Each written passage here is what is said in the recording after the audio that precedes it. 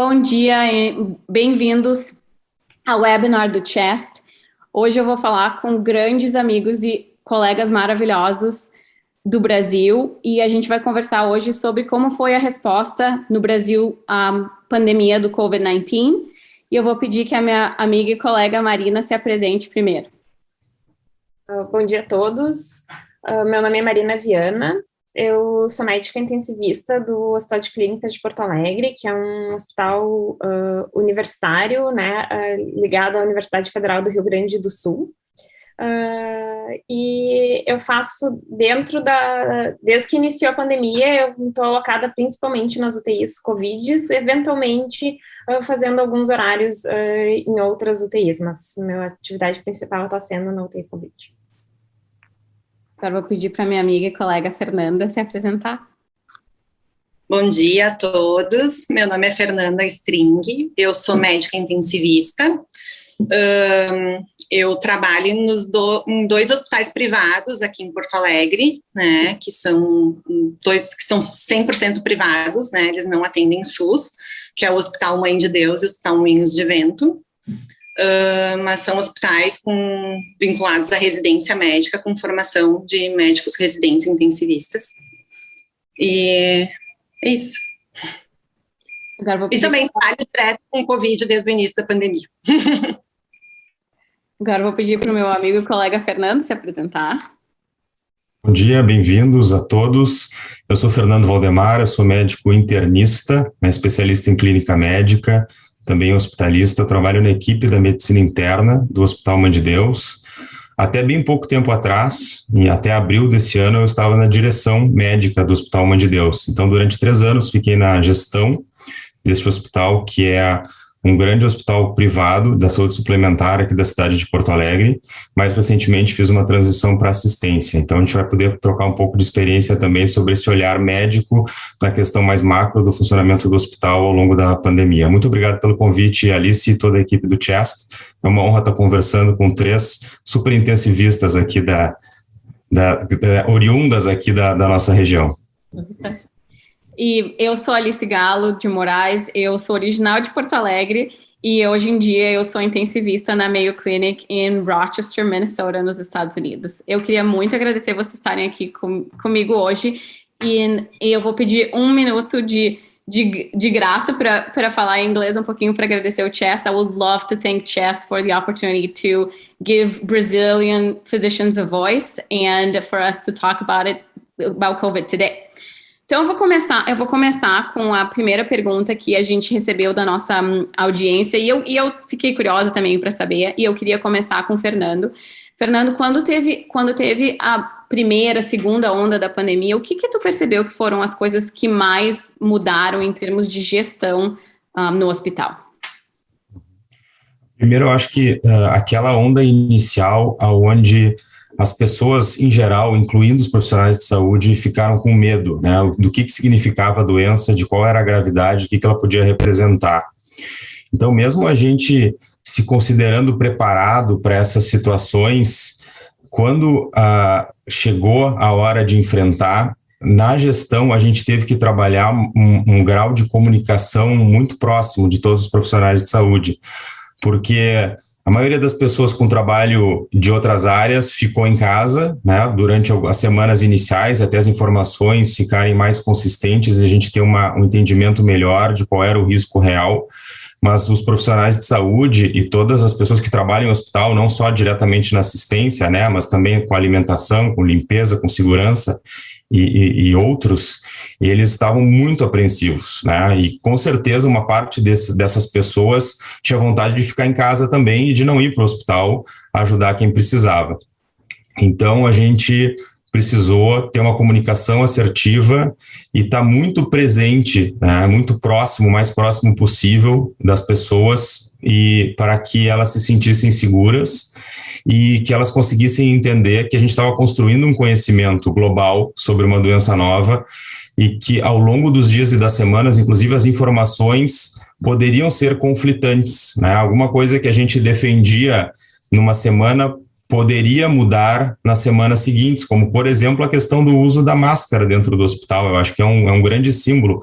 Com o passar dos meses, talvez a gente não tenha isso tão fresco na memória, mas as primeiras semanas a gente estava cético em relação à necessidade ou não de utilizar máscaras, né? Coisas que hoje é um conhecimento que está consagrado.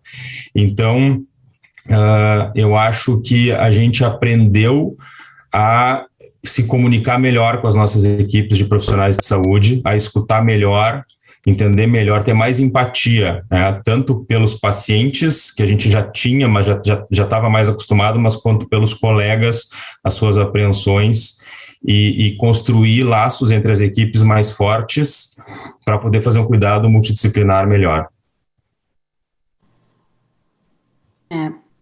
O medo no início, o medo do incerto foi muito impressionante aqui também. Fê, não sei se tu quer falar mais alguma coisa sobre isso.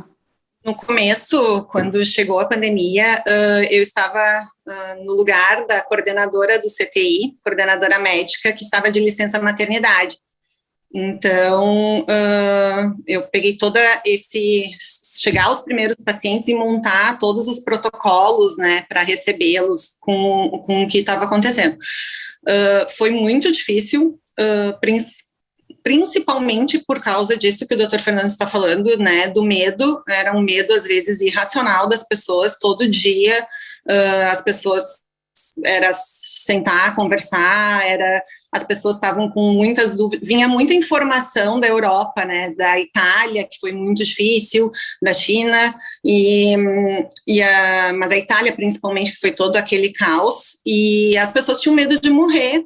A gente estava até falando esses dias que os primeiros pacientes que nós fomos entubar, a gente estava quase ligando para casa para dizer, vou pegar, vou morrer, não sei o que vai acontecer. Era um medo muito... era um medo verdadeiro, assim, de ficar doente. Entre os colegas, muitos se separaram dos filhos, né, mandaram os filhos para ficar com familiares por medo de passar para os filhos, ou pais idosos que moravam junto, né, o afastamento da família também foi bem importante. Montar os protocolos também era uma dificuldade, porque mudava toda a nossa estrutura de atendimento do que a gente já estava acostumado, né? Tinha toda a sequência de intubação era diferente, né? A sequência de reanimação numa parada era diferente, né? No começo era toda aquela preocupação com o medo de contaminar a equipe, né? E o uso também, no começo a gente não usava catéter de alto fluxo, ventilação não invasiva, intubava precoce, muitas coisas que foram mudando durante a pandemia, mas tudo a gente foi, né, adequando. O medo que acabassem os EPIs também foi um medo real para nós, né, não chegamos a ficar sem, não faltou, mas foi um medo justo, assim, né, foi muito importante. E é isso. Marina, alguma coisa para adicionar? Eu acho que em relação, assim, à gestão, a sensação que eu fiquei é que o hospital que eu trabalho, eu estava comentando antes, a gente já tem, né, tinha uma área física, já tinha uma ideia de ampliação da CTI, do hospital, então tinha um prédio inteiro aberto, assim, pronto, né, a estrutura física, assim, que a gente ainda não tinha monitor, nada para abrir, então, né, precisava de recursos humanos e recursos tecnológicos para isso. Mas essa expansão de uma forma, numa velocidade, né, absurda, assim, fez com que a gente perdesse, não só, assim, as equipes se perdessem, assim, mas essa interação humana entre as pessoas ficou muito mais difícil, assim, então a gente segue tendo a UTI no prédio antigo, que ficou uma UTI de não Covid, que tem 33 leitos de uma UTI geral, mais 6 leitos de uma UTI cardíaca e mais 5 leitos de uma UTI cirúrgica, que em determinado momento essas UTIs também tiveram que aumentar para às vezes receber casos pós-Covid, né, casos que no auge ali, né, eles já tinham saído do isolamento, mas eles ainda precisavam de terapia intensiva. Mas mais do que isso, assim, a gente teve, assim, em cada dia, eu até hoje tenho dificuldade, porque às vezes, dependendo da área que eu tô, como a gente ainda tá com apesar de ter reduzido o número de unidades, eu trabalho com enfermeiros e técnicos que eu não conheço, assim, que eu não conseguia ainda aprender o nome, assim, então, teve um determinado momento que às vezes eu chegava e eu ficava tão feliz que eu chegava no plantão, porque tinha, de 10 pessoas que estavam trabalhando comigo, tinha uma pessoa que eu conhecia, que eu dizia assim, essa daqui eu conheço, eu sei como é que ele trabalha, eu sei, como é que eu tenho que valorizar quando ele me fala alguma coisa, porque isso é uma coisa super importante, mesmo fora que o treinamento era completamente diverso das pessoas, a experiência era completamente diversa, mas mesmo assim a gente teve, né, como clínicas, é um hospital que atrai, assim, né, os profissionais, tem, né, paga às vezes um pouquinho melhor do que outros hospitais e tudo, então vários profissionais se resolveram, assim, mesmo para ter concurso, para vaga temporária, se dispuseram a ir trabalhar lá, e eram bons, e já tinham experiências, mas a gente não sabia como conviver, como trabalhar junto, assim, então esse para mim foi um grande desafio em questão de gestão, além de treinar as pessoas que não estavam capacitadas, assim, mesmo as que estavam capacitadas, tu conseguir construir uma coisa que a gente já tinha construído ao longo de anos. Eu trabalho lá, eu fiz minha residência lá, então eu né, praticamente desde formada eu tô dentro do hospital, então eu conhecia muito a estrutura e o funcionamento, e isso se desabou de uma certa forma, assim, a gente teve que estar reconstruindo aos poucos tudo isso. Mas isso acho que foi em todos os hospitais, né, Marina? Foi para nós também aconteceu né, circulação de pessoas, as pessoas foram trocando de um lugar para o outro, chegando outras pessoas, e aconteceu a mesma coisa com a gente nos privados, né? Acho que sim, mas é que lá a questão física, assim, da gente ficar muito longe do que estava. Tem um peso, até mesmo hoje, que a gente reduziu, assim, a gente tinha uma UTI de 105 leitos na área nova, né, 95, na verdade, na área nova, a gente tá com 50, mas ainda, assim, tipo, tem pessoas, esses dias eu falei com uma colega minha, assim, nem parece que a gente trabalha no mesmo hospital, eu não passava antes, assim, uma semana sem ver ela, faz, assim, uns 3 meses que a gente não se encontra, porque eu trabalho num prédio, ela trabalha no outro. Então...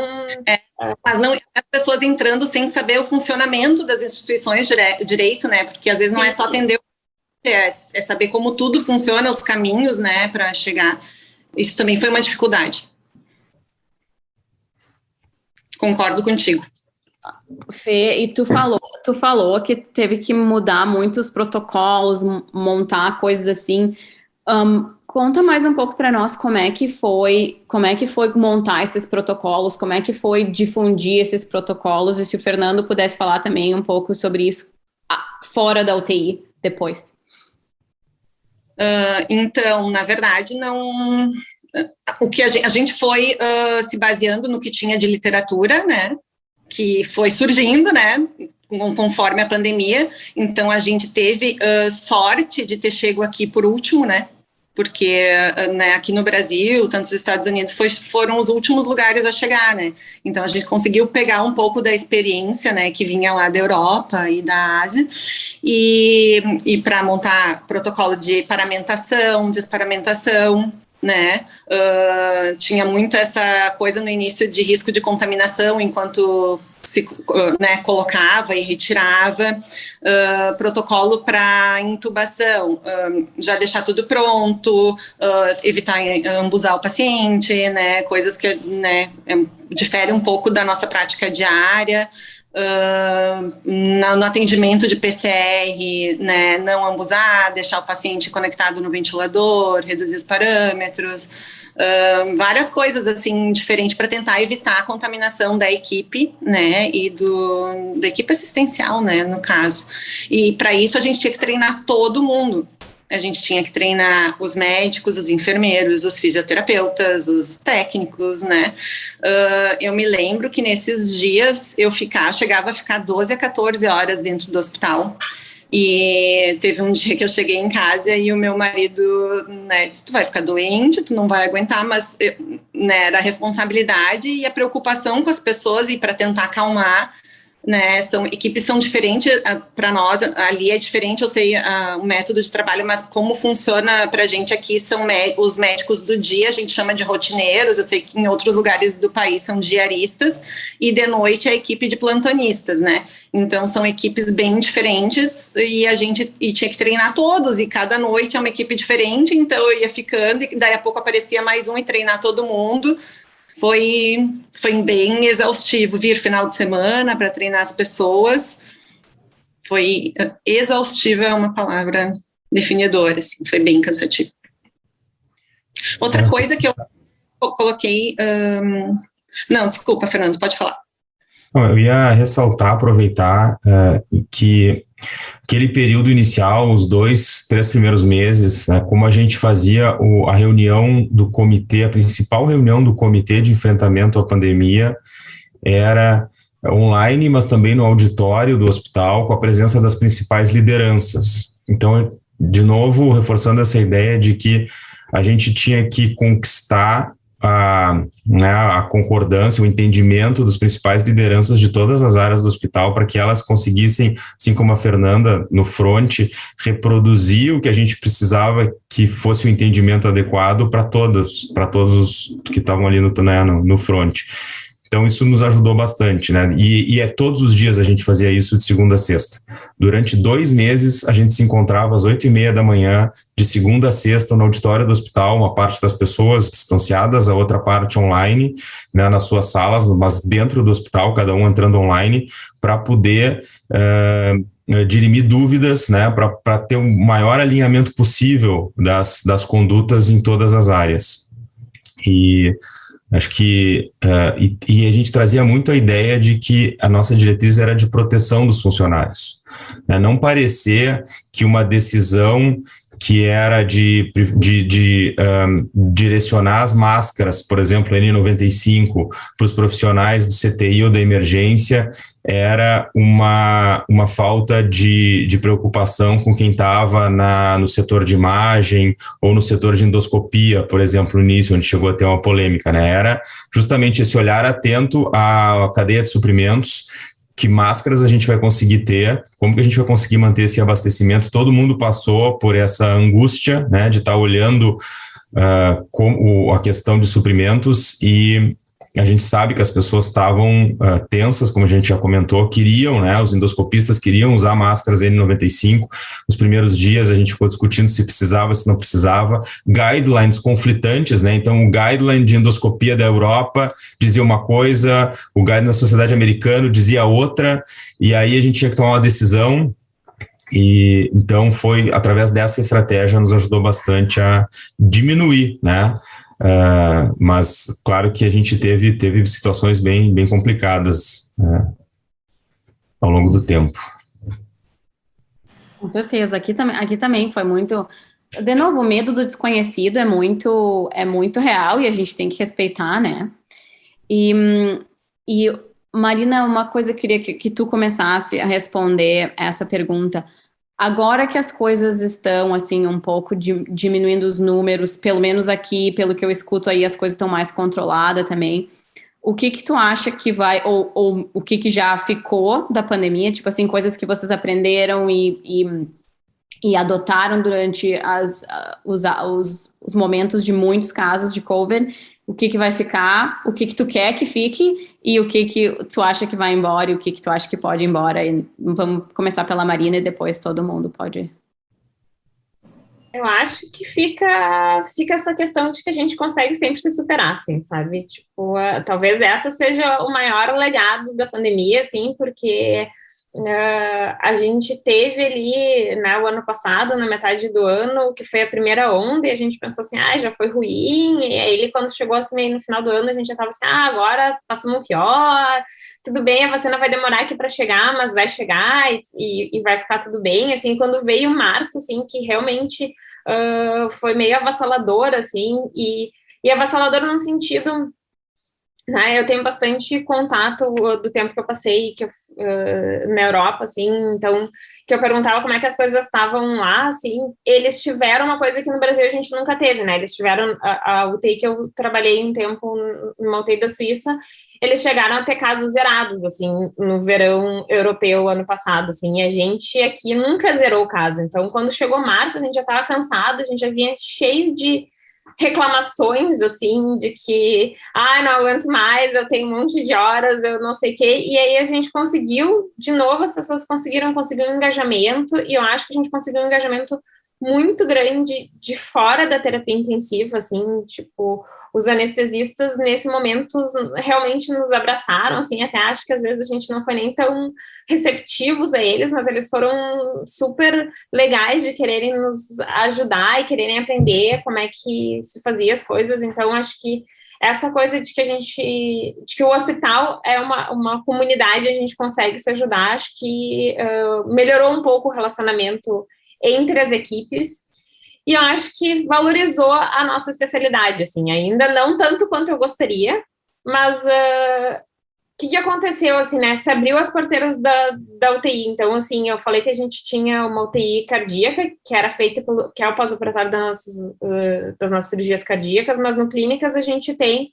uma unidade coronariana, que vai aos infartos, que é liderada pelos cardiologistas, assim, que tinha eventualmente paciente em ventilação mecânica, mas eles já não faziam diálise se ele precisasse, então era uma unidade que tinha algumas limitações, mas que começou a receber pacientes pós-Covid, ainda com uma ventilação super demandante, mas que já tinham saído de isolamento, e a pedido deles, eles disseram assim, a gente não sabe o que fazer com esses pacientes, a gente precisa que vocês venham aqui e nos dê uma orientação, como é que a gente faz, então, assim, isso era uma coisa que antes não acontecia, porque a gente tinha sempre a questão oposta, né, tipo, era sempre eles vindo para fazer uma avaliação, e muito mais, às vezes, uma versão de crítica, assim, vocês não sabem lidar com isso aí, ou, intensivista quer dormir, vai sedar meu paciente, então, começou a ter o outro lado, eles começaram a ver como é que funciona de fato a UTI, que a gente, né, tem que ter um conhecimento específico para tratar esses pacientes, então, acho que isso veio espero que tenha vindo para ficar, mas acho que pelo menos um pouco está vindo para ficar mesmo. Acho que a gente teve, por outro lado, assim, que eu espero que não tenha vindo para ficar, que a gente ainda não voltou ao normal, em termos de proporção no clínicas médico-paciente. A gente ainda, apesar de estar reduzindo o número de casos, a gente ainda vem cuidando de muito mais pacientes que a gente cuidava na pré-pandemia.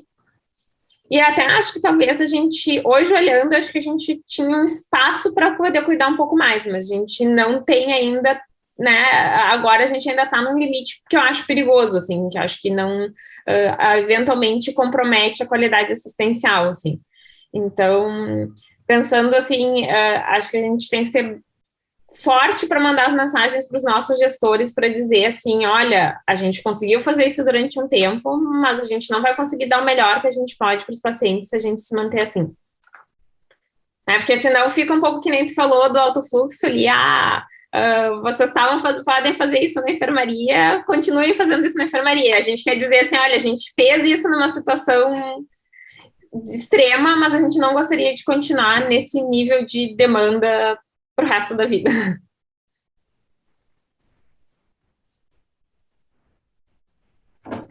Posso comentar, então?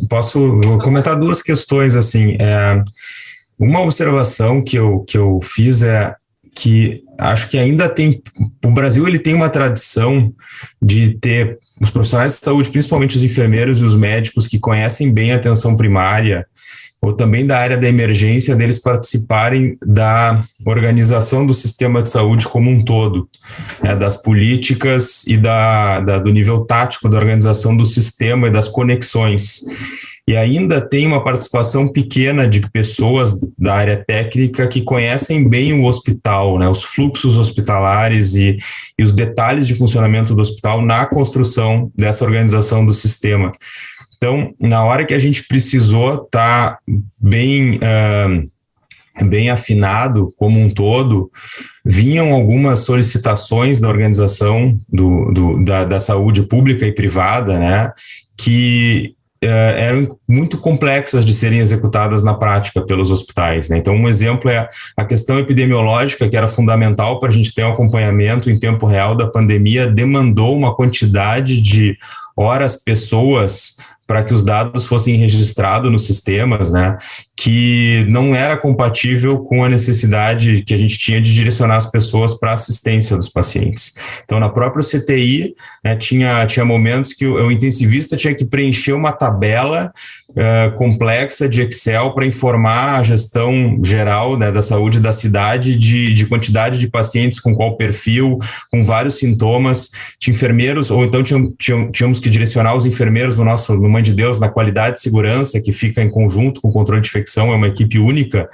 né? Esses enfermeiros ficaram sobrecarregados com tarefas administrativas para poder gerar dados epidemiológicos, mas que tiravam o tempo deles de treinamento, né? E tem um limite da capacidade que você tem de realocar pessoas para fazer sem piorar a qualidade da inserção do dado. Então, eu acho que a gente precisa seguir participando agora, que a gente já faz isso, desses fóruns de organização do sistema, tanto do público quanto do privado, para que mais intensivistas, mais internistas, cirurgiões, eles estejam mais presentes nesse momento. Assim, não é muito do nosso DNA, talvez, participar dessa parte de organização, mas a gente acaba sofrendo depois, se a gente, né, se o olhar acaba ficando enviesado pelas questões de quem tem experiência de outras áreas da saúde.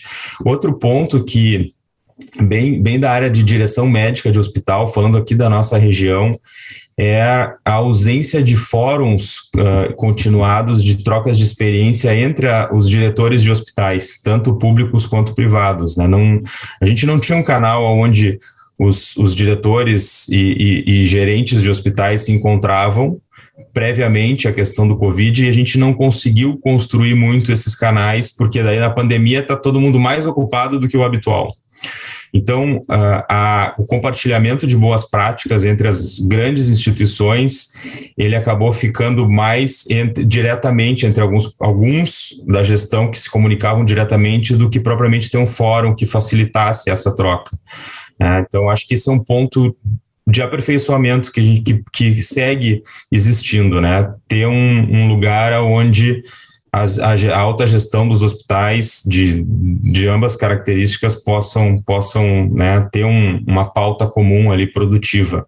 No controle de infecção isso aconteceu. A área de epidemiologia e controle de infecção tinha esses fóruns semanais, mas acima, né, na questão mais estratégica dos hospitais não aconteceu até hoje. Pedro, tem alguma coisa para adicionar? Eu acho que, em termos do que veio com a pandemia, foi um espírito de união da equipe e de cuidado um com o outro, né, e de ajuda, preocupação, tanto com a saúde física, a saúde mental, foi bem significativo, bem forte.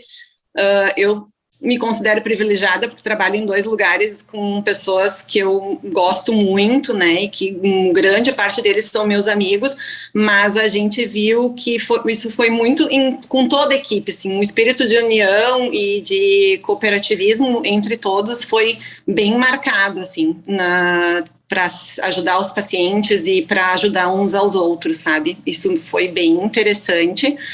E o que a Marina falou, eu concordo muito, a visibilidade para a medicina intensiva, tem pessoas que, até hoje é uma especialidade que muitas pessoas não sabem o que faz um intensivista, muitas vezes me perguntam, o que tu é intensivista, o que é isso, assim, não fazem a menor ideia.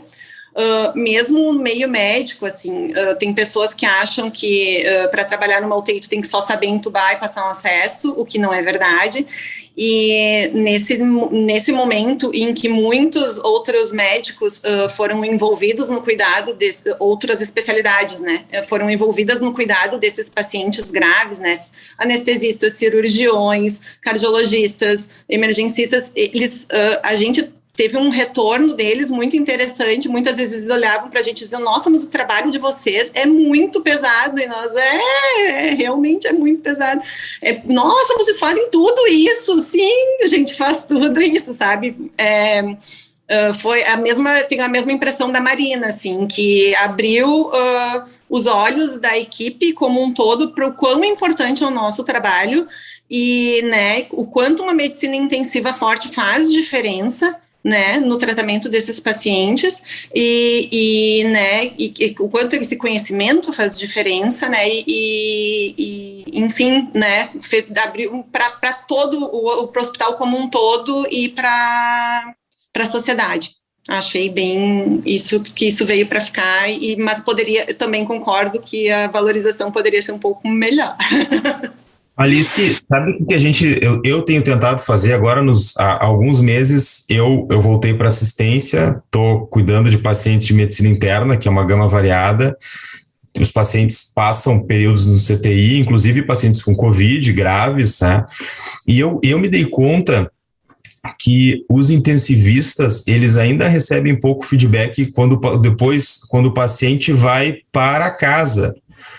Os internistas, a gente vê a gravidade do paciente no CTI, a gente acompanha na unidade de internação, a gente dá alta, a gente vê depois no consultório pós-alta esses pacientes, vê a reabilitação e nem sempre o intensivista fica sabendo que aquele caso super complicado, que ele realmente se dedicou muito e fez a diferença para o paciente sobreviver e sobreviver bem, ele tem essa noção. Então, o que eu tenho procurado fazer para diversos pacientes é pedir para a família, para o próprio paciente, gravar áudio, gravar vídeo, levar para o CTI, para os colegas verem, assim, como fez diferença aquele caso, né? E acho que é uma das coisas que a gente tem que manter também, porque é isso, não dá para o intensivista não enxergar o que é o valor gerado dali a 15 dias, enfim, né, as pessoas voltando para suas famílias, voltando para sua vida normal, graças a o que conseguiu se fazer e que há pouco tempo atrás não se conseguia, né, com o conhecimento que a gente tem hoje, com a habilidade dos profissionais e a tecnologia. Com certeza. Eu acho que isso que tu falou é muito importante, o que a gente tem aqui. Isso é um movimento que está acontecendo aqui, acho que há uns 4, 5 anos, eu diria. A gente tem clínica pós-ICU e quem faz essa clínica são os intensivistas. Então, tipo assim, bem isso que tu falou, para a gente ver aquele paciente que ficou em ventilação mecânica 3 semanas, que foi uma coisa que a gente viu bastante em COVID também, que ventilação mecânica bem mais prolongada do que a gente estava acostumado. Eles voltam conversando, a maioria deles ainda precisando de oxigênio, coisa assim, mas eu concordo contigo. Para mim mudou muito também como tratar esses pacientes na UTI. Quando eu comecei a ver eles depois na clínica, que eles ficam bem e tudo que a gente fez valeu a pena. Eu concordo 100% contigo. Eu queria só pedir para quem tá assistindo, se quiser fazer alguma pergunta para os panelistas, por favor, coloquem a pergunta aqui, tem uma caixinha que chama Q&A, que é uma caixinha de perguntas que está no canto inferior direito da tela de vocês. Então, se vocês quiserem fazer alguma pergunta para os panelistas, por favor, botem as suas perguntas ali. Agora eu vou ter que fazer uma pergunta que eu sei que tanto internistas quanto intensivistas não estão curtindo muito, mas eu queria que vocês falassem um pouquinho do tratamento que vocês usaram, estão usando e recomendações. Eu queria começar essa pela Fê, mais da UTI, porque ela foi gestora da UTI por um momento. Como que escolheu as medicações que ia recomendar e coisa assim. E eu queria só deixar, quero ouvir tudo, mas eu queria só deixar bem claro que pode dizer o que quiser, não tem nenhuma propaganda para medicação, nem nada disso. Queria deixar bem claro para quem está. Bom, realmente o começo a gente tinha muitas dúvidas, né? Quando começou, enfim, teve toda uma direção de como foi algo mundial, né? Era todo mundo voltado para isso, procurando medicações para isso. métodos de tratar. Então, foi tudo mudando durante a pandemia, né? Enfim, com estudos e com literatura, as coisas foram mudando. O que acho que a gente teve de bastante dificuldade aqui no Brasil foi um fato de ter muita divergência entre liderança nacional, liderança estadual, principalmente aqui no Rio Grande do Sul, né, a instabilidade da parte do Ministério de Saúde, se trocando ministros, né, a cada pouco, não tinha um tipo de orientação, fugiu a palavra, mas uma orientação que fosse a mesma, né, para todos os lugares. Então se dizia que era o governador, que para cada estado fazia diferente, aí o prefeito queria diferente. Então, se envolveu muita política em algo que é saúde, né? E isso atrapalhou bastante o tratamento dos pacientes, porque se desacreditou em vacinas, se desacreditou em máscaras, se orientou o uso de medicação. Aqui o Ministério da Saúde, no início, né, há pouco tempo que mudou as suas orientações. Até então, ainda orientava se procurar tratamento precoce, porque a gente sabe que não funciona, né, que cada vez mais a gente tem evidência disso. Realmente, no início da pandemia, nos primeiros meses, a gente usou hidroxicloroquina, por exemplo, porque era o que se tinha, né, e a gente achou que fosse funcionar, e começaram a vir as evidências de que não funcionava, né. E enfim, isso não faz mais parte do nosso tratamento há muito tempo. E, inclusive, me surpreende que há mais de 1 ano e meio, né, depois do início da pandemia, com tanta literatura que já tem de qualidade, a gente ainda esteja discutindo esse tipo de coisa, né? Isso é cansativo.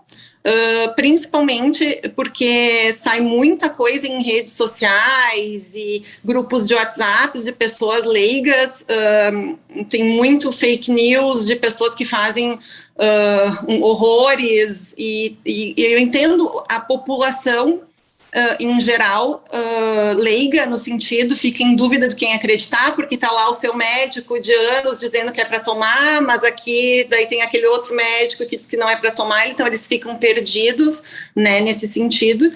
E outra coisa que, em relação a tratamento, expôs muito a falta de como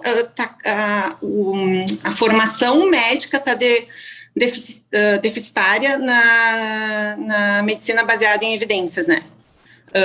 A gente vê que, inclusive, médicos com dificuldade de entender o que é uma evidência científica forte, o que é uma evidência científica que não tem validade nenhuma, né? Porque não basta estar só publicado, né? A gente tem que saber ler com critério, a gente tem que saber, né, julgar. Então, é isso hoje, né, nesse momento, a nossa terapia é terapia de suporte, né, em ambos os hospitais que eu trabalho. A gente usa corticoide, que é o que a gente tem de evidência de que funciona, né. Existe a grande divergência entre Dexa e metilpred, né, entre os assistentes e intensivistas, e, enfim, né, essa discussão segue.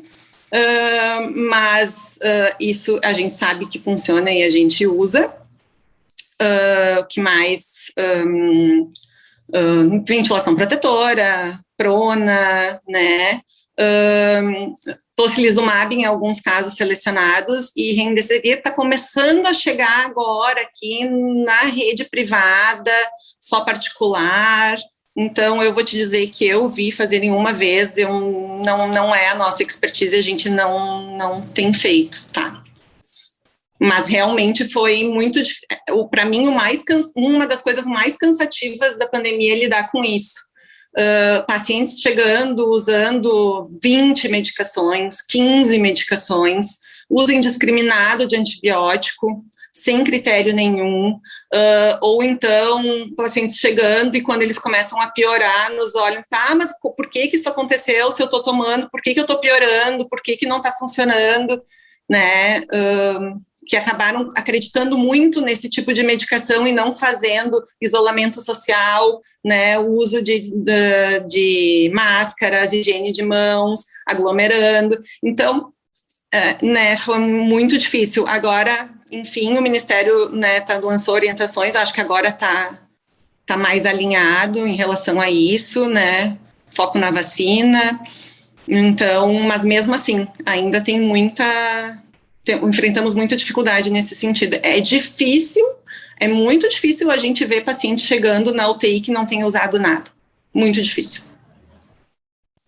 Em relação ao tocilizumab, então, ilustrar assim, um pouco da uma dificuldade que é de qual a melhor forma de conversar com os familiares desse paciente que está com uma evolução rápida, apesar das demais terapias otimizadas, evoluindo rápido para uma piora respiratória, uma janela de tempo ideal para aplicação do medicamento que é curta e um medicamento bastante caro, tá, para o perfil dos nossos pacientes. Então, como assistente, chamar essa família e conversar também era um dos desafios, né? Porque primeiro está dando notícia ruim de que o paciente está piorando e segundo que tem uma dúvida em relação ao benefício dessa medicação e o custo dela bastante alto, né? E não coberto pelo plano de saúde. Então, criando uma barreira, assim, complicada. E depois também na conversa daí com os intensivistas e com o controle de infecção, a questão da perda dos parâmetros que normalmente a gente utiliza de acompanhamento de resposta, né, ao tratamento do paciente ali, os marcadores inflamatórios. Então, gerou um novo capítulo, né, que está sendo escrito ainda nesse momento, e que tem esses aspectos aí para a gente elucidar melhor. A gente tem usado em casos bem selecionados, né, Fernando? E também o fato de infecções pós, né, que é outra complicação, né? Esses pacientes que às vezes usam e acabam ficando mais tempo e tendo infecções graves, né? Então, tem que selecionar bem o tipo de paciente para receber. Em relação à questão no nosso hospital, o pronto atendimento, né, que atendeu muita gente com sintomas leves e acompanhava com retorno pacientes que, infelizmente, acabavam progredindo para sintomas moderados e graves, o que a gente fez foi tentar facilitar a informação dos médicos. A gente não definiu um protocolo que fosse... Que tivesse que ser seguido, né? E rapidamente o grupo médico se organizou, discutiu e acabou tendo uma conduta bastante uniforme, né, em relação à prescrição de sintomáticos e não prescrição de medicamentos que a gente gostaria que tivessem funcionado, mas que não funcionaram, né? E de certa forma isso até deixou, como diretor médico naquela época, responsável técnico, até foi uma coisa que facilitou a vida de quem estava nesse papel, de não precisar ter que tomar uma decisão, né, de respeitar a autonomia de cada colega que estava tomando a decisão em conjunto com o paciente e vendo que o próprio grupo se gerenciou para ter uma conduta muito uniforme. Em relação lá no início do uso da hidroxicloroquina, a gente fez um documento, né, de ciência, né, para os pacientes poderem, né, documentar de que eles tinham sido informados e que eles estavam concordando em tomar um medicamento que a gente não sabia se ia ajudar ou não, mas e quanto a isso a gente não teve muito problema. Bom, no Clínicas a gente teve, assim, como é um hospital universitário, a gente teve a sorte de participar de vários protocolos de pesquisa, inclusive agora a gente tem um outro protocolo que a Infectus está fazendo com Remdesivir. Então, assim, a experiência que a gente acaba tendo com essas medicações que são mais caras, elas vêm normalmente dentro do protocolo de pesquisa, assim. Eu me lembro do primeiro paciente que internou na UTI com Covid confirmado, assim, que era um paciente que internou, assim, naquela coisa que a gente não sabe muito bem, não conhecia suficientemente a doença, era um paciente jovem que, numa situação normal, ele não teria nem ido para a UTI, mas ele tinha dado uma caminhadinha, deu uma desaturada, tinha uns leitos reservados para os pacientes COVID, e a minha colega disse assim, eu não sei o que vai acontecer com ele, porque a gente não conhece muito bem o que está fazendo, te trouxe ele.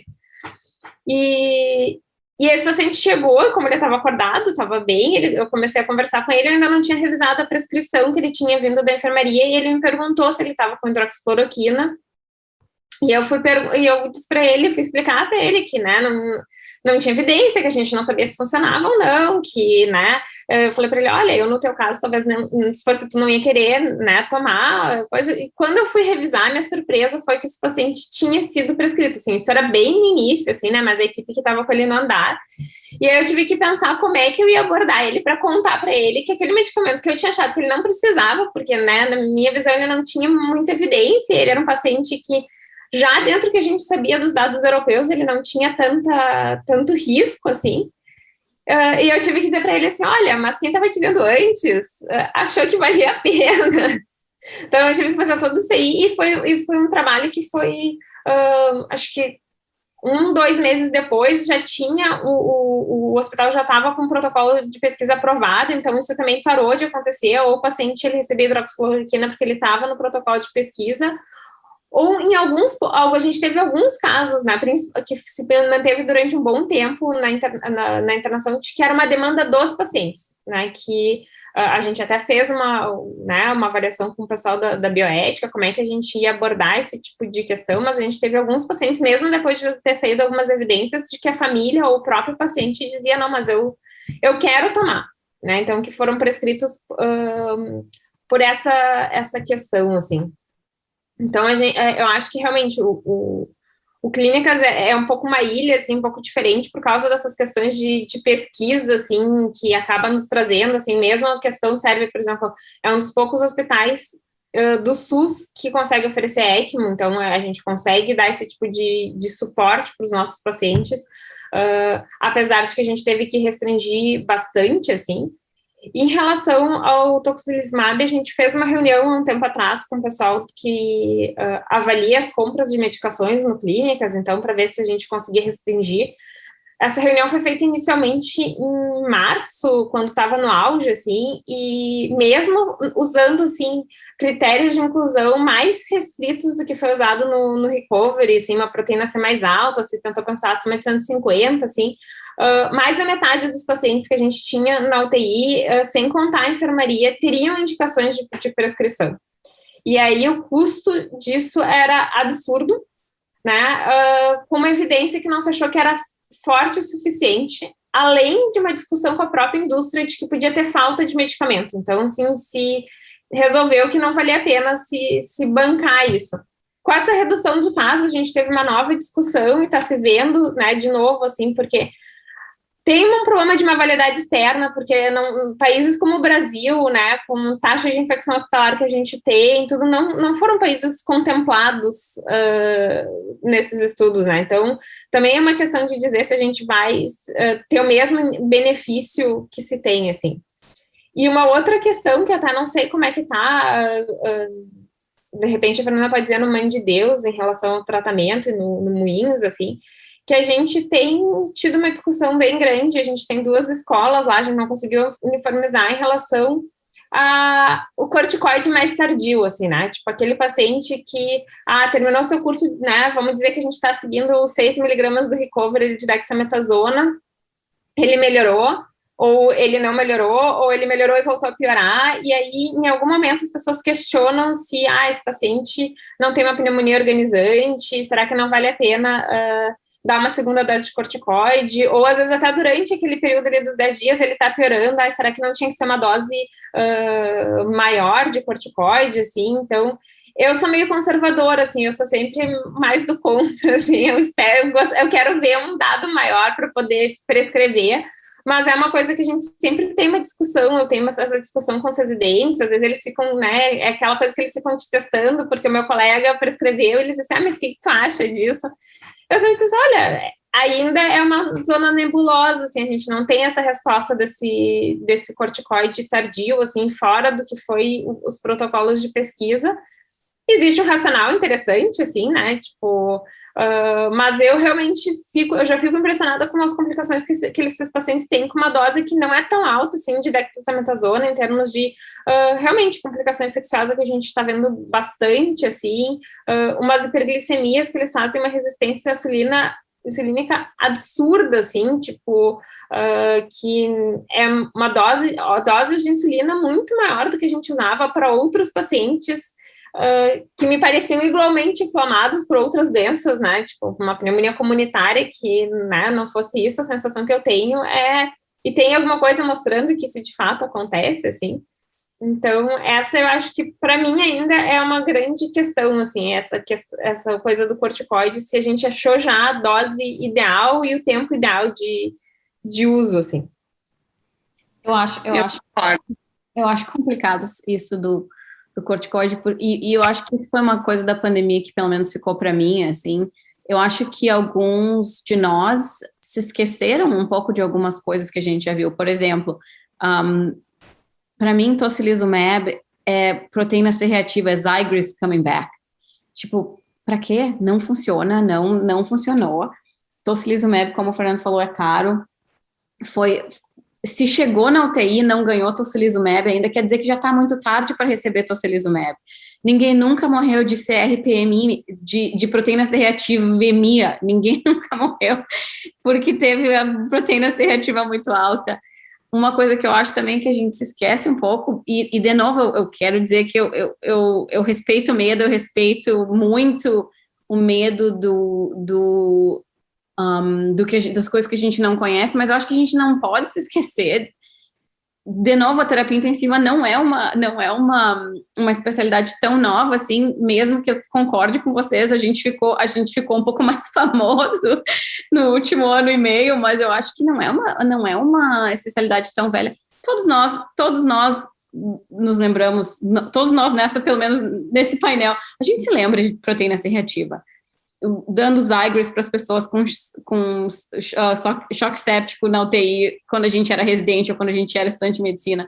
Não funcionou. E teve um monte de problema depois. Negócio da dexametasona e da metilprednisolona, essencialmente são os mesmos esteroides. Um é long-acting, a dexametasona, e um é menos long-acting, que é a metilprednisolona. Faz por quilograma e faz por 6 dias. A gente está vendo mucormicose aqui, que fazia anos que a gente não via em paciente fora de transplante de medula óssea. A gente está vendo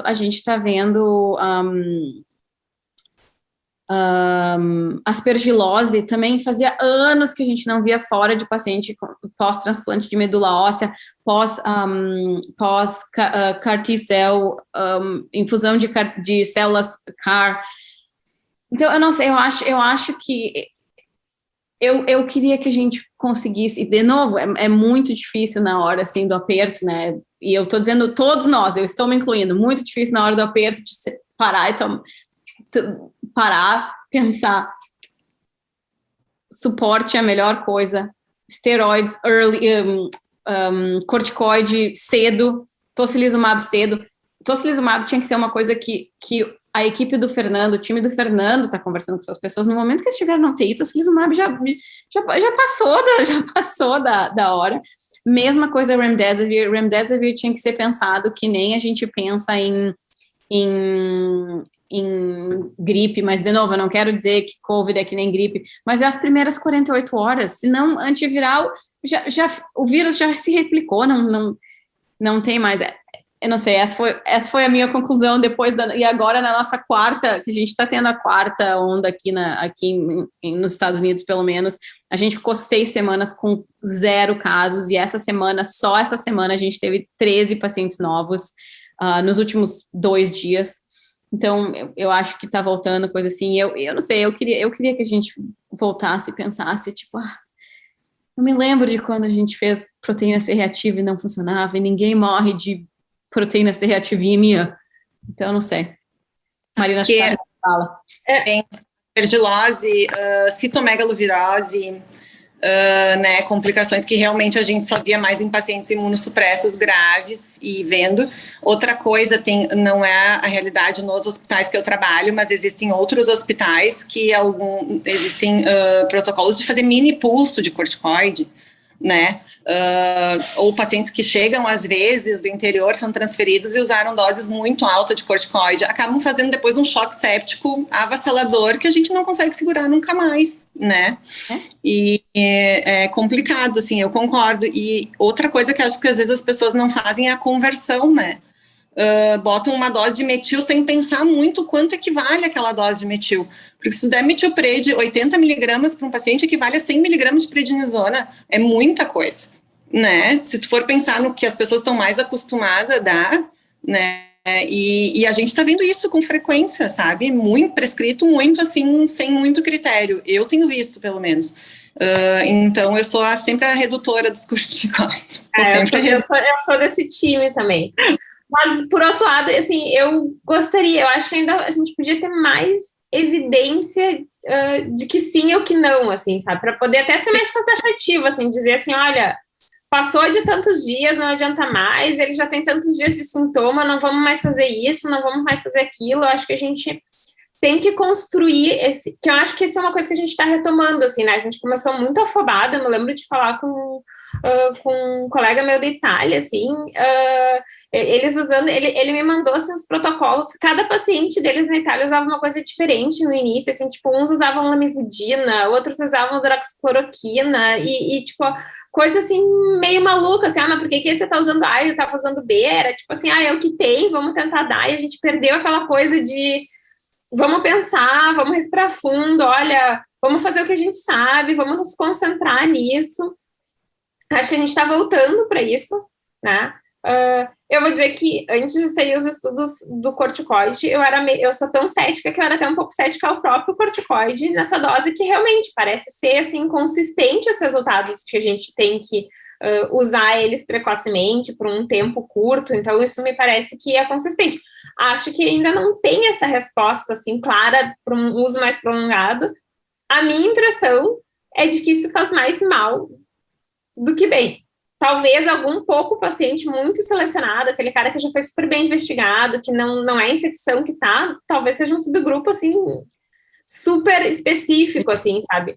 Eu tenho, às vezes eu tenho, assim, tu falou do Xigris, eu tenho uma coisa com o Xigris que eu acho que a gente nunca talvez tenha conseguido achar a população que pudesse ter benefício do Xigris. Ele foi enterrado, assim, porque disseram assim, mata todo mundo, vamos tira do mercado e acaba.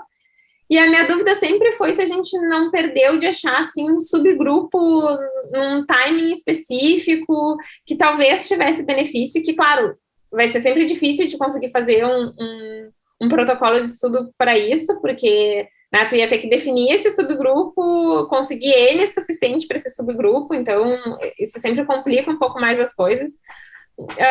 Eu não gostaria que isso acontecesse com corticoide, nem se tornasse uma prática rotineira, do tipo assim, vamos dar coisa. Eu gostaria que a gente tivesse, assim, consistência nos dados para poder responder para os meus residentes com mais tranquilidade, dizer, olha, isso está errado, não vamos prescrever, ou isso está certo, vamos prescrever, está faltando na prescrição. Eu concordo contigo. Eu não quero enterrar o Xigris do mesmo jeito que eu não queria que tivessem enterrado o catéter de Swan-Ganz totalmente como foi enterrado. Hoje em dia, quando eu acho que alguém tem que ganhar um catéter de Swan-Ganz, as pessoas me olham como se eu tivesse 10 cabeças. Então, eu concordo contigo. Eu acho que precisa de estudo mesmo, e eu acho que daqui para frente é o que a gente tem que fazer. E a gente está quase chegando nos 60 minutos da nossa conversa, então mas a gente pode ir um pouquinho além se vocês tiverem tempo, mas eu queria assim, a minha pergunta para vocês, que eu queria mesmo, assim, que os nossos ouvintes entendessem, o que vocês usaram para decidir, por exemplo, a Marina falou, para decidir quem é que ia para a UTI coronariana depois de ter COVID, como o Fernando falou, para decidir para onde que iam as N95 no começo e como mudar isso. O que vocês usaram em cada um dos hospitais de vocês para decidir, assim, o que vocês iam fazer com com os recursos, para onde que aí, em que determinado momento, a gente estava falando antes, talvez, Fê, tu possa falar sobre isso, que cirurgias que foram canceladas cirurgias. Eu acho que é importante as pessoas saberem como isso foi feito também. Marina, se tu quiser começar. Acho que primeiro, assim, para a alocação de paciente na UTI, né, para a entrada do paciente na unidade de terapia intensiva do Clínicas, assim, tirando o momento, assim, máximo ali, o auge em março, com a expansão a gente vinha, assim, muito satisfeitos e até orgulhosos que a gente estava conseguindo contemplar muito dos pacientes, da demanda dos pacientes, assim, tanto de Porto Alegre quanto de outras cidades, assim, a gente estava aceitando bastante paciente interno e conseguindo contemplar bem, assim, a nossa emergência não vinha se sobrecarregado, assim, eu brinco, assim, que acho que dentro do Clínicas, por exemplo, assim, os emergencistas, eles trabalharam toda a pandemia em março. Tipo, porque fora disso, eles até em algum momento, a sensação que eu tenho, assim, eles podem me dizer que eu tô errada, que em algum momento eles tiveram até menos trabalho, assim, durante a pandemia do que antes, porque a gente fez toda uma organização de expansão da UTI e tal, assim. Teve momentos ali, quando começou a chegar o pico do ano passado, que eu me lembro, assim, que os pacientes chegavam, um dia eu disse para eles assim, não, mas olha, eu já recebi uma baixa, tu espera um pouquinho, mas ele só tinha um paciente na emergência, o paciente, tu espera um pouquinho, que eu vou chamar o teu paciente, mas eu preciso dar conta do meu, então vamos ficar, tu fica com um, eu fico com o outro que chegou, e... Então, assim, agora em março foi bem diferente, assim, em março a gente teve realmente o sistema completamente saturado. A definição foi muito critério de gravidade, assim, e a questão de qual era a perspectiva daquele paciente sobreviver, assim, né? Que era uma questão muito difícil, você tentava ter dados mais objetivos, assim, para se fazer isso. Mas eu me lembro que eu fui fazer alguns rounds para ajudar os emergencistas na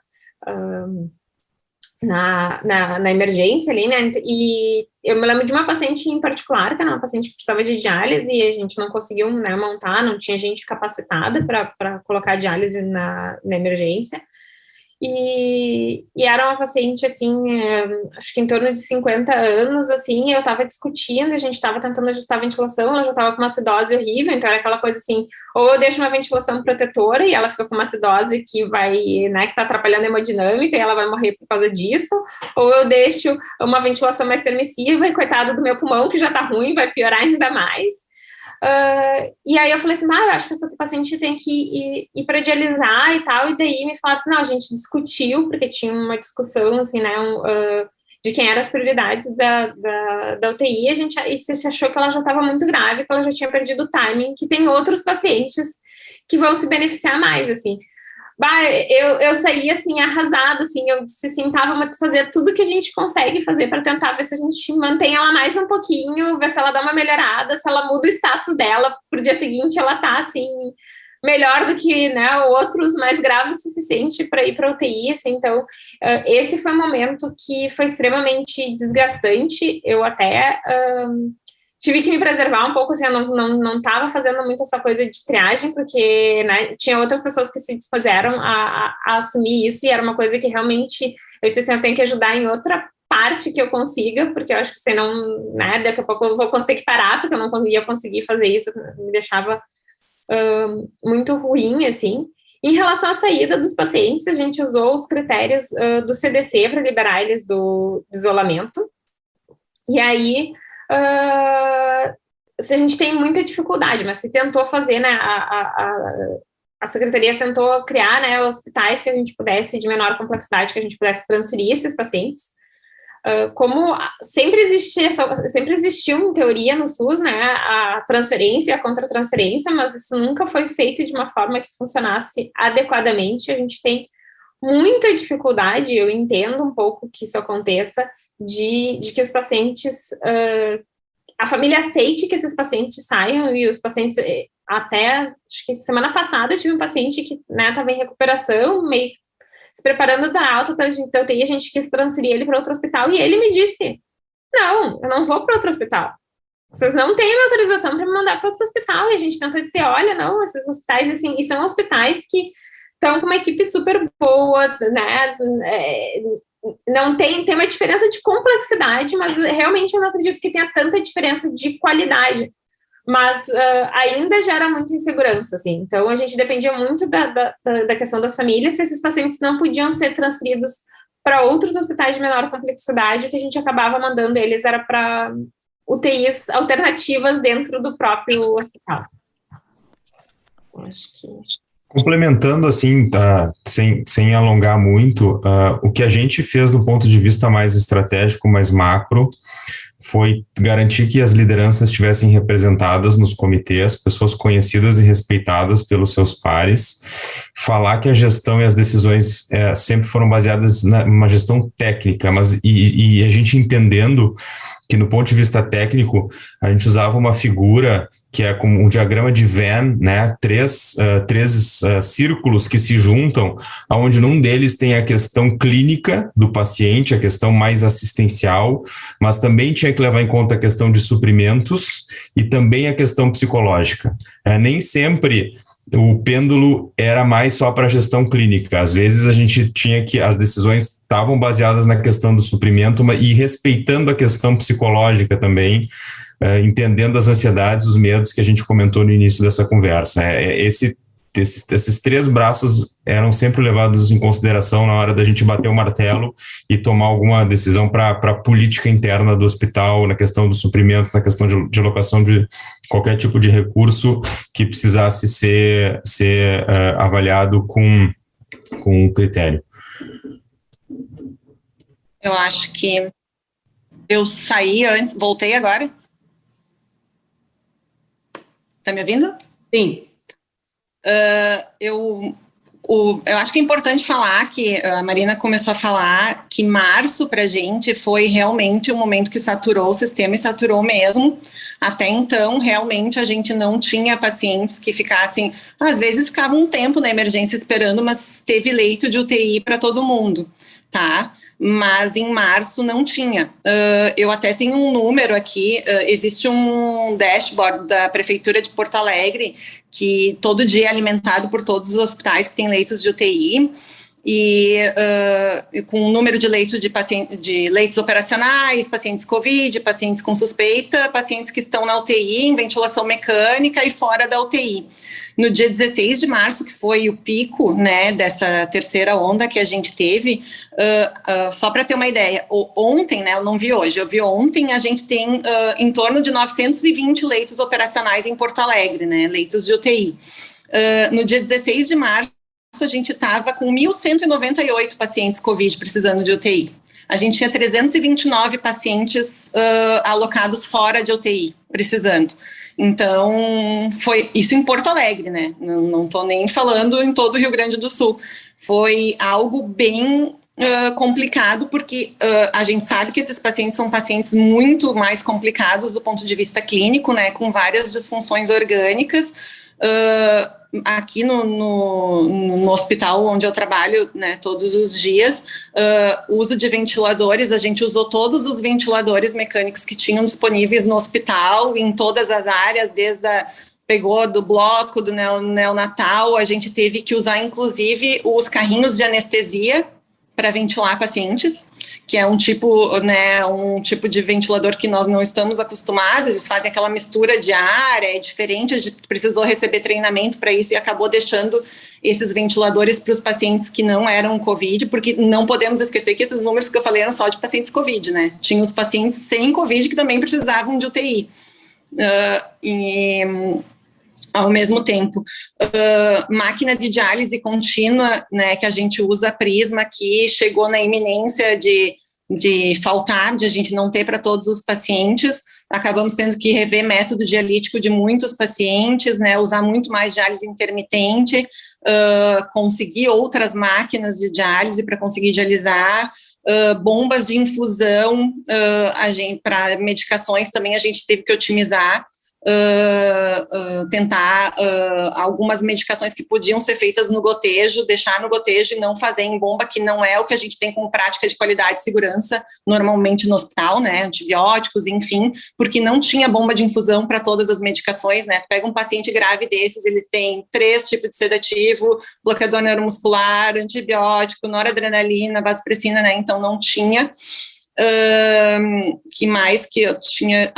Antibióticos também, a gente teve que, tinha um uso, e eu não digo irracional, teve um uso muito indiscriminado de antibióticos, né, a gente viu muito, né, pacientes graves usando muitos antibióticos, e a gente teve falta de alguns, polimixina B foi um deles.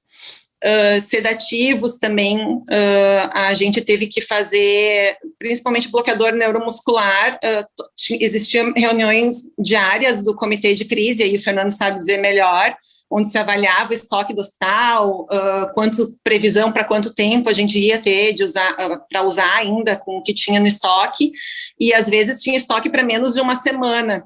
Então, a gente fez muito rodízio de bloqueador neuromuscular, assim, não tinha o ideal, a gente teve que usar todos, né, rocurônio, pancurônio, cisatracur, ia fazendo rodízio dos que tinham no momento, né. Sedativos, midazolam e fentanil também ficaram na iminência de falta, aqui a gente não chegou a ficar sem, mas sei de hospitais que precisaram usar sedação, eles faziam uma sedação que era ketamina, lidocaína e precedex, porque não tinha mais midazolam e fentanil, isso em paciente curarizado, pronado, né, relatos de lugares que ficaram sem corticoide também, então foi bem difícil. E tu perguntou como que a gente fazia a alocação, né, porque nesse momento a gente tinha as áreas de contingência, as áreas de contingência que eram médicos com outras especialidades que cuidavam dos pacientes, apesar da gente também ter feito um rodízio entre nós para fazer round e discutir os casos, né, dos intensivistas. A gente tentava mandar para essas áreas os pacientes menos graves e da emergência, para selecionar os pacientes que iam para a UTI, a gente usou muito um modelo de triagem que a MIB fez, muito baseado num estudo que teve aí nos Estados Unidos, agora eu não me lembro onde é que foi exatamente. Eles fizeram um método de triagem avaliando score de disfunções orgânicas, de funcionalidade do paciente, e que tecnicamente fosse possível de ser aplicado, né? Então, na verdade, a gente tentava ver o paciente que tinha mais chance de sobreviver. Basicamente isso. Essa era a escolha. E realmente, nesse momento, tiveram pacientes que não conseguiram ter a chance de chegar à UTI, como a Marina exemplificou bem, pacientes que a gente via que não, né, que existiam outros na frente com mais chances de sobreviver, acabavam ficando para depois. E foi muito duro e muito triste para a gente passar por isso, né, para toda a equipe, num geral, não teve quem, eu acho que vocês que estão aqui sabem muito bem, e talvez as pessoas que estejam assistindo, mas não teve quem nunca chegou em casa chorando, né, teve muita dificuldade, porque foram momentos muito difíceis. E, tirando o fato que teve muita... existiu muita informação sobre a pandemia, né? As pessoas tinham acesso a muita informação e se gerou muito um mito que no momento da intubação as pessoas que depois que fossem intubadas elas iam morrer. Essa pelo menos é a minha sensação de cada vez que eu vou intubar um paciente, eles têm a impressão de que ele vai morrer. E são pacientes que a gente vai intubar, normalmente eles não são como a gente faz no nosso dia a dia antes da pandemia, né? São pacientes que estão acordados, que estão lúcidos, né? Respondendo. E a grande maioria deles pede para ligar para a família para se despedir. Então, a gente participou de muitas despedidas muito duras, vendo pais e filhos, pais dizendo, a conta do banco, a senha é tal, tem um seguro para o funeral, tem plano seguro de vida, tal lugar, sabe, dando coordenadas de quando a pessoa fosse morrer, o que era para a família fazer. ou despedidas mais calorosas, dizendo coisas que não tinham dito até então, e isso sim acho que a gente vai levar muito tempo para se recuperar disso. Algo que eu nunca imaginava que fosse passar, porque era isso, assim, praticamente, em grande parte dos pacientes que iam ser entubados. E a gente ajudando a fazer a chamada de vídeo, né, ajudando essa conversa, bem complicado. Eu concordo 100% contigo, foi muito complicado, e ter que decidir que tem que ficar bem, que a gente tinha que decidir que quem tinha mais chance de viver era quem ia ter chance, foi muito complicado mesmo. Já são 1h15, então eu tenho que finalizar. Muito obrigada por participarem.